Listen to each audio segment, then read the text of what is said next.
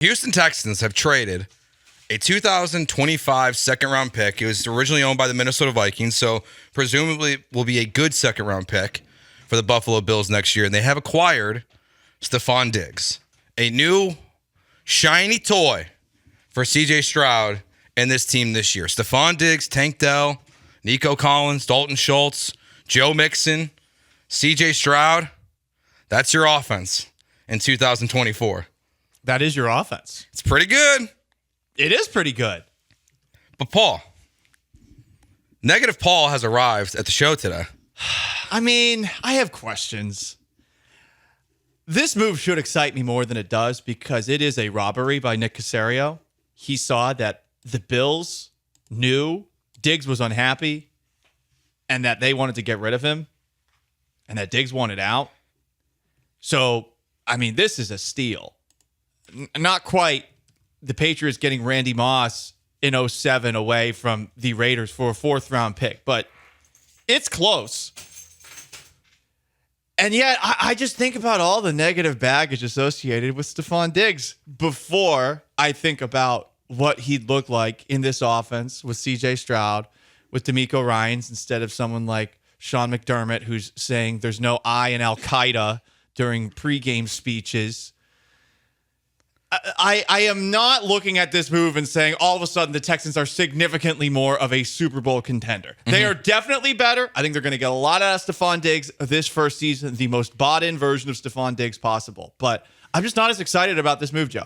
I understand. I understand the concerns that you have. I mean, you've got Stefon Diggs tweeting back and forth with people about Josh Allen. He was literally last night. Yeah, literally last night. If he was the reason for Josh Allen's success, and he said, I think it was, you'll find out.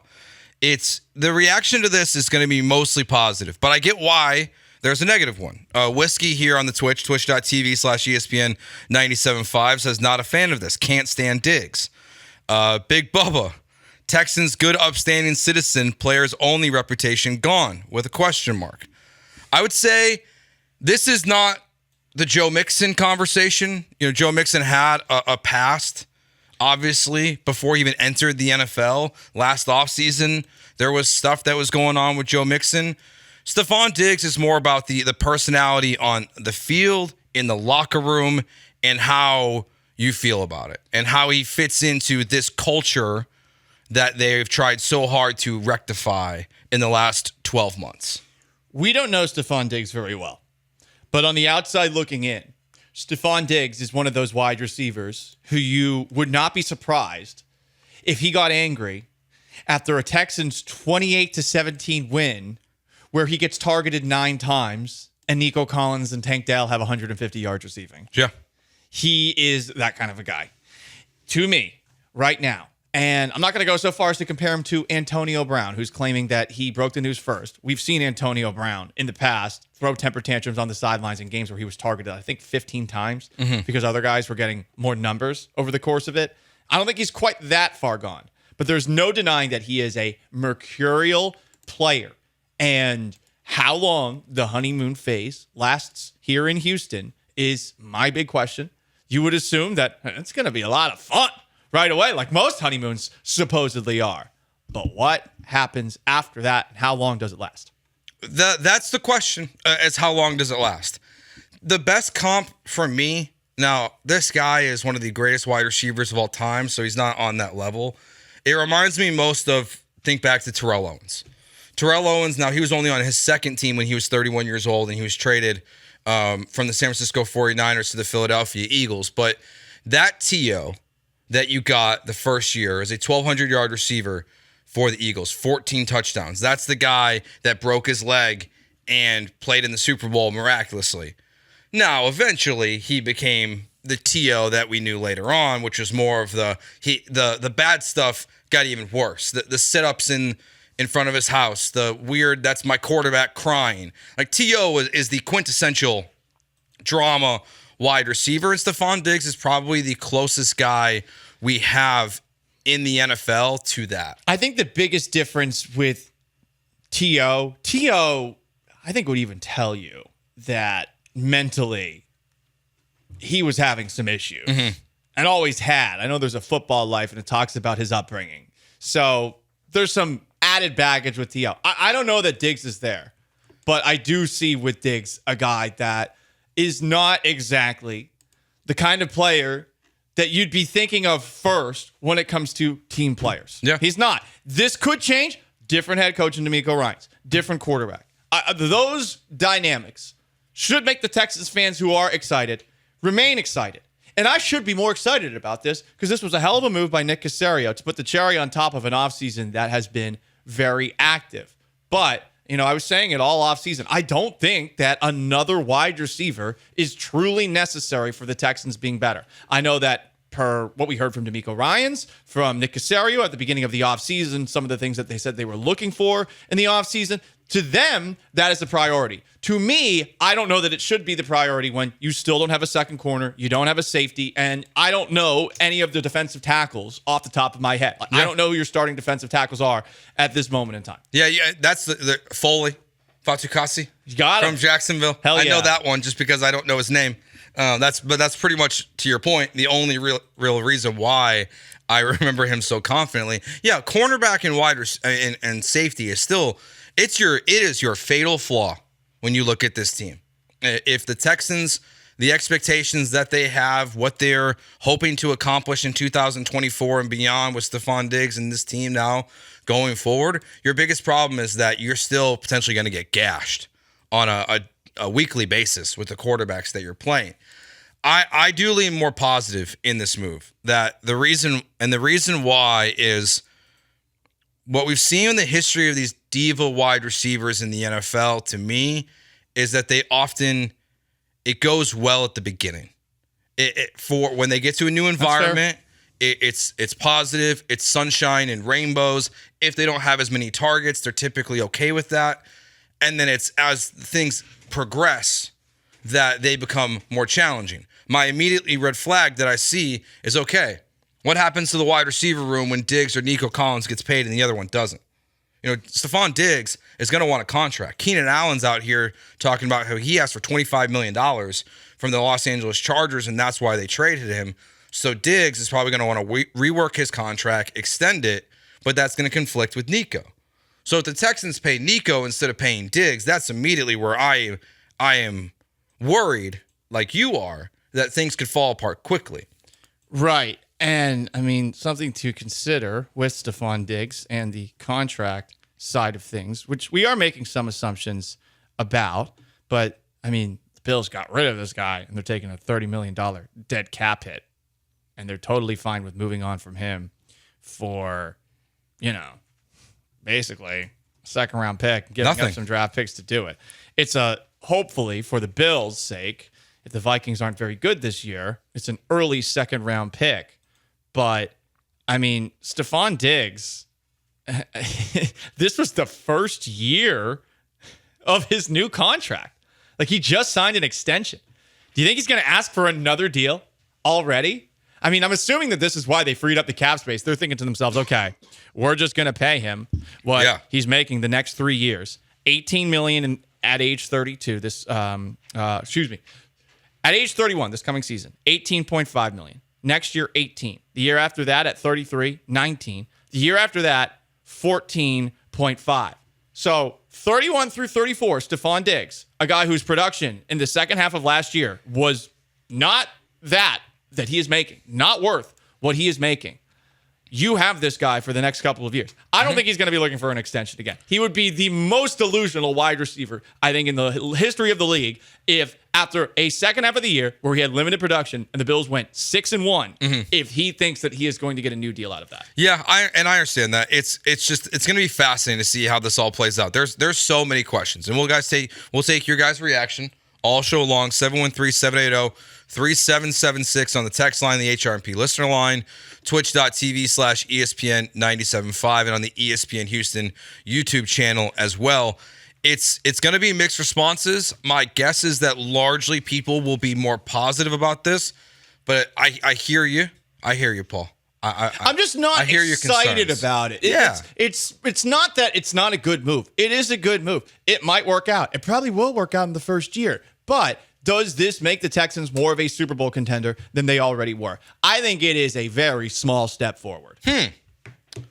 Interesting. Does offense win championships? Typically in the playoffs, you do see the defenses do matter a lot more. That they do. I mean, look at the Kansas City Chiefs, right? You have Patrick Mahomes, but what won them the Super Bowl? Defense won them the Super Bowl this past year. Defense. You think back to probably 50% of the Brady Super Bowls, I would say, were won by defense. Every single Brady Super Bowl victory with the Patriots, they had a good defense. Yeah. They had at least one player on that defense that was a difference maker, whether it was Stefon Gilmore, Darrell Revis, or the defenses that they had the first 3 years of it. To your point about that, I think the Texans have at least 3 of those guys, if not 4. The Texans, while they're weak at half the field at corner, and their safety position definitely does leave some to be desired. I would like to see them still add Quandre Diggs to this team. I do think the Texans have an elite defensive core of players. You have Will Anderson, Daniil Hunter, Derek Stingley Jr., and Christian Harris, to me, is in that category of where next season I expect them to be one of the best linebackers in the NFL. So I view the Texans defense as having enough to get to a Super Bowl this year. I think adding Stefon Diggs, what it adds to the value of this offense, just there's so much talent. Joe Mixon last year was 9th in the NFL in empty boxes. So because the teams were spreading out so much against the Bengals, he's going to have that again. Joe Mixon, to me, might benefit the most from this, honestly, even more than CJ Stroud, that you're not going to be able to crowd the box against the Houston Texans ever, because he'll just run all over you if you do that. True, but you also now are looking at yourself in the mirror and saying, we are going to outscore teams that are quarterbacked by, maybe Josh Allen, a little bit easier to do so, though, but Tua Tagovailoa, Jared Goff, he's got some weapons to throw to. You like Trevor Lawrence to a degree, and on top of that, you're saying you're outscoring the Chiefs, and you're outscoring the Jets with healthy Aaron Rodgers. You're outscoring a lot of quarterbacks that you're going up against this coming season. I think, yeah, there are some good defensive players on this team, but there are still enough holes, and I feel like they are going overkill at the wide receiver position. I think they were good enough, and you could have made investments in the roster in other positions, and now you are bringing in a wide receiver who did not finish the season very well, who was a me guy, and you are assuming that it is all going to work out here. And guess what? It might. You got CJ Stroud. I don't think CJ Stroud's going to put up with this BS. But I also feel like Josh Allen probably had a difficult time dealing with the BS, and that's a guy who was a top 5 quarterback. D'Amico Ryans versus Sean McDermott. Okay, D'Amico Ryans, I think that's the clear edge. You don't think D'Amico's giving Al-Qaeda speeches? No, I don't. But I do. Same. I do think that you're looking at the skill positions, and you're assuming that is going to make things so devastating for other teams that the weaknesses that you have, which you still have some, you can overlook. And I know there's a draft still to happen, and the final roster is not here, but I have questions about this move, and I'm not as excited as a lot of other people are. How do you feel about this Stefon Diggs? He is now a Houston Texan. They have on paper, an elite amount of talent on the offensive side of the ball. And when you look at, we got a text here about the corners and safety position that we keep bringing up, 0108. Y'all keep saying corner and safety, but did Petrie and Stingley die? Well, Petrie wasn't good last year. Jamie Ward's barely ever on the field, and Stingley is absolutely incredible, but he's only one corner. Yes, they have 3 corners on their team that were drafted in the top 10. Only one of them is good. So they still have a major, major issue at cornerback, and I would assume that when you look at the draft going forward, if that's your thing, I would expect a defense draft in 2024. Yeah, you'd think so. I'm looking at a spot on the offense that you need to address, and that is the bright side out of this heist of a move by Nick Caserio, which deserves the most credit today. You're bringing in a guy who has been, in the not-too-distant past, a top 5 wide receiver for basically nothing. You strong-armed the Bills essentially into doing this. Yeah. Because, what was Buffalo going to do?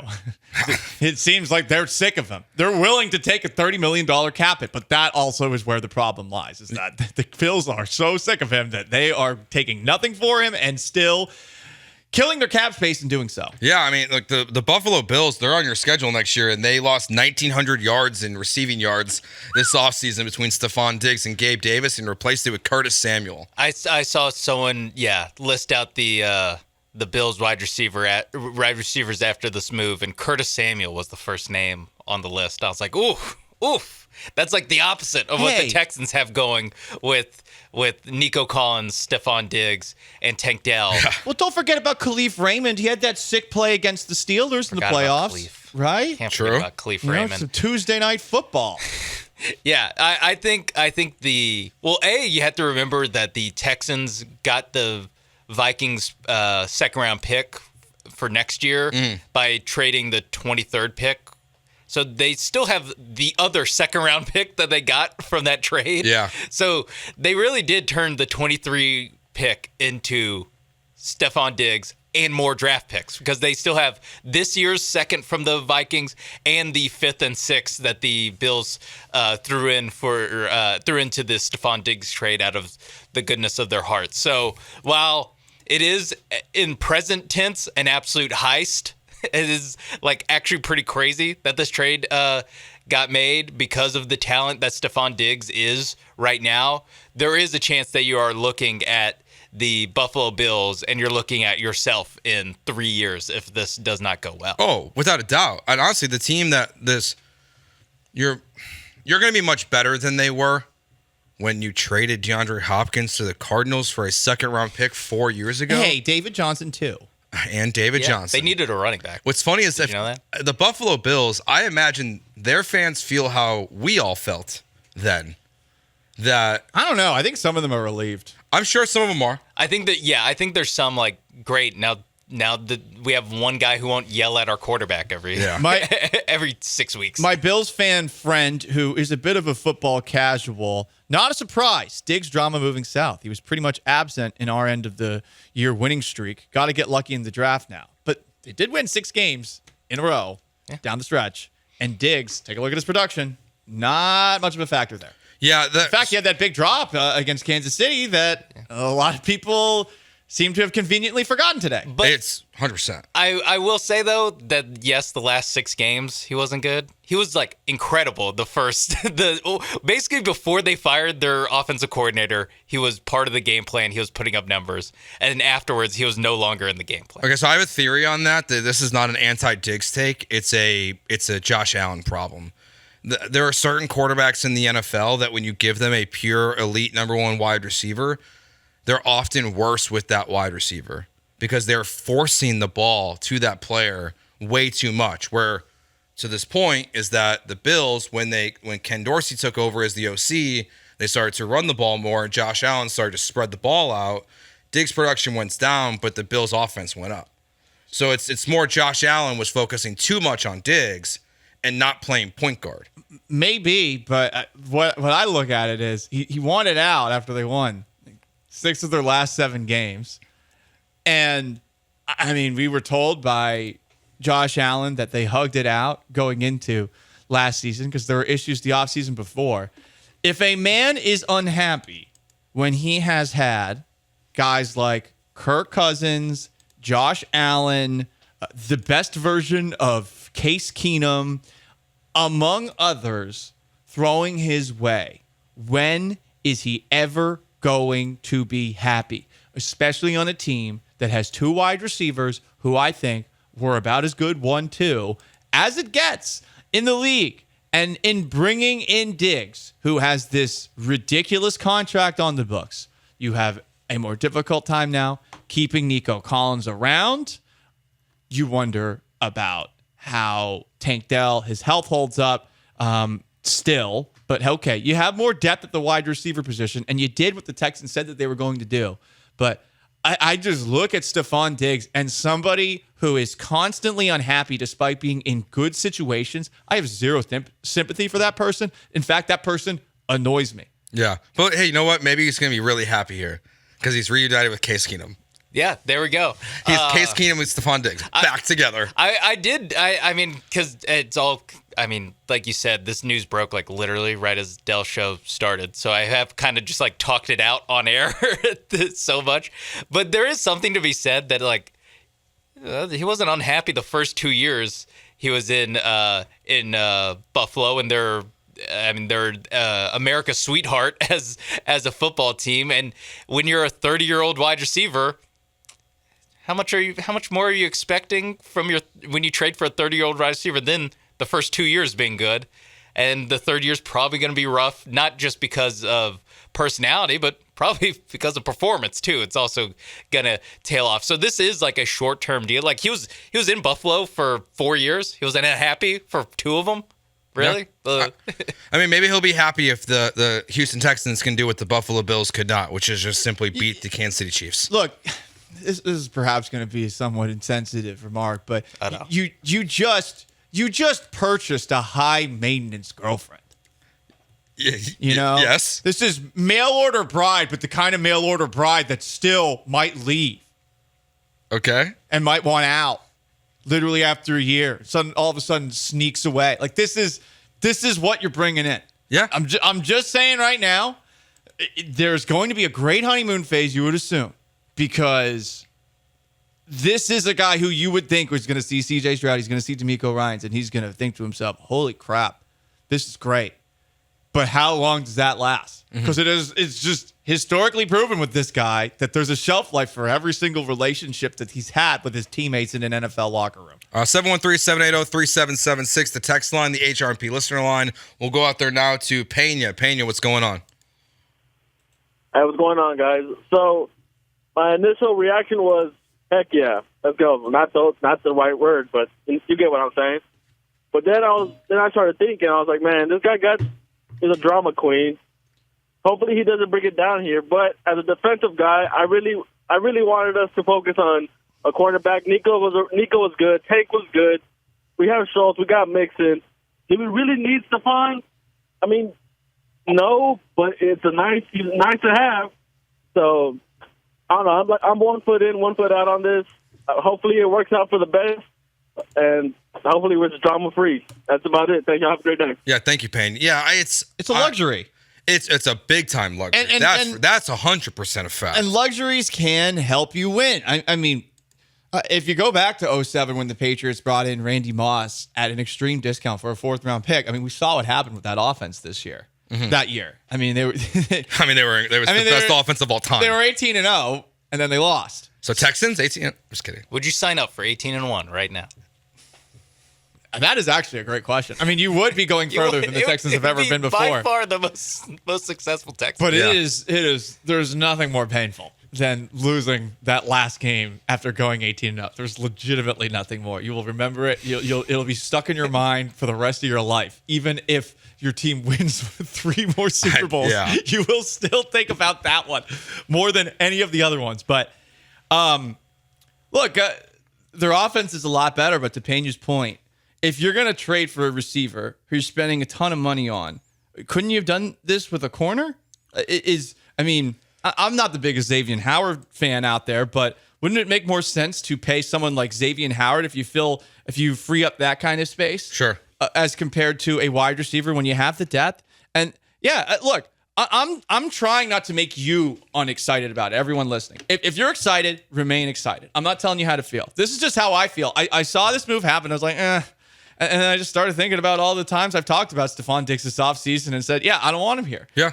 And that's, everyone has the right to feel the way they want. 1642, Paul, would you say this is Cooks 2.0? Brandon Cooks? Yeah. I mean, no, he's way better than Cooks has ever been. Man, Cooks had 1,000-yard year his first year, and he was happy until Easterby got fired. Yeah, I was gonna say. To be honest, I was gonna say Cooks was also walking into a very different situation than what Stefon Diggs is gonna be walking into. Yeah, so I would say no to that. It's a short and long-term deal. This text from the 409 is interesting. Love the Diggs trade. The overreaction to his attitude probably will be all washed away if they go to an AFC Championship game. And you're right, but what happens the next year? That's where, to your point, I don't think you're talking much about this year. I think the way you... Yeah, exactly. This year will be fun. There's no denying it. This year is going to be fun. And I think he will buy in for a time. Yeah. He's moving to a new quarterback and a new head coach. Better city. Way better city. Way better city. He does have tweets complaining about the heat that people have found. I mean, I don't know if you saw that video of Minnesota Vikings teammates talking about how Stefon Diggs is like the last person they'd want to date their sister. Stefon Diggs, I can tell you right now, Stefon, you're going to have a wonderful time here in Houston, the land of the beautiful women. I might have to find that video. I think you should by the end of the show. That video by the end of the show. One thing to keep in mind, so there is an out in Stefon Diggs' contract after this season in which you would have 0 dead cap. So if things do go awry and things go wrong, you don't have any dead cap attached to this. There's a potential out going into 2025. After that, it would be a 3-year, $67 million contract is what it is. So if things happen to go the worst possible way ever, and it was an issue with him not getting the ball enough. What if they go well and you won out? Well, I mean, you always could do that too. I don't like giving up the draft pick, a second round pick for a 1-year rental, but unless you want a Super Bowl. Why did Stefon Diggs sign that contract? I wonder if this has to do with the trade. If that's where it becomes maybe with the trade stuff. Since Buffalo has a new deal, right? It is a good deal. I mean, Buffalo has $30 million in dead cap space, so that's where the contract stuff within the NFL. Yeah, that's always tricky with trades when they happen, how it affects it. Yeah, you need to wait like 2.5 hours until exactly. Yeah, someone clarifies. Until Texans cap figures it out. Texans cap figure this out. Texans cap is a legit amazing resource. Troy's so good. I have no idea how he does this. I don't either, and it's not his full-time job, which makes it blows my mind even more. That's the craziest part is that he's like. I assume he has a life and a job and a family, and then he's just like 24/7 on call for whenever the Texans restructured Titus Howard's deal. Yeah, maybe he won the lottery once upon a time or something. I guess we're playing the Powerball, guys. It's up to $1 billion now. What are we doing with $1 billion? I bought split it 3 New ways. signal. No, I'm not. I'm. You will never hear from me again. Oh, you're one of those? I will leave. We talk about sports. I would never stop working. I couldn't stop. I feel like I would go until the second it becomes inconvenient. And yeah, once the Astros really fall off a cliff and like we have to talk about the Also, Astros for the whole summer, that's tough. Saturday show probably over. That's fair. Good to know.